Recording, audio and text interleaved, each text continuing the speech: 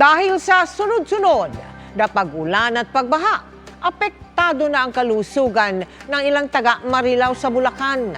Sila ang hinandugan ng serbisyong medikal ng GMA Kapuso Foundation.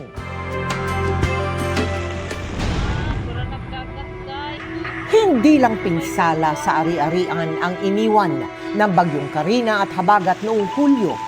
Dahil kasi sa pagbaha, apektado rin ang kalusugan ng mga taga-barangay Lambakin, Marilao sa Bulacan. Ang ilan sa kanila, nagkasugat sa paa, pati ubot sipon. Nababad sila sa ulan, kaya kaakibat na rin po noon yung trangkaso, yung ubo. Si Marife, pabalik-balik na raw ang trangkaso nang lalo pang pinahirapan ng bukol niya sa liig. Sobrang kati.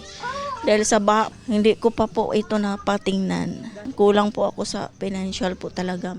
Ang kalagayan ng mga residente ng Barangay Lambakin, inilapit ng National Housing Authority sa GMA Kapuso Foundation. During the Typhoon Carina, nagmamonitor po kami ng resettlement site. Nakita po namin ang pinakagrabing naapektuhan po nito ay yung Marilao o Barangay Lambakin.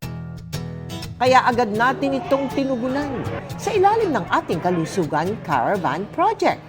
Libreng medical consultation, libreng bunot ng ngipin at optical services ang handog natin sa 1,000 residente. Karamihan, meron silang mga upper respiratory tract infection. Second, yung hypertension.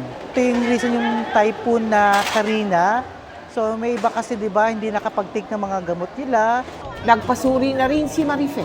Nag-request lang tayo ng ultrasound at saka konting blood examination. Yung sa may paa naman niya, mukhang nagkaroon ng infection dahil sa pagkakaluson sa baha.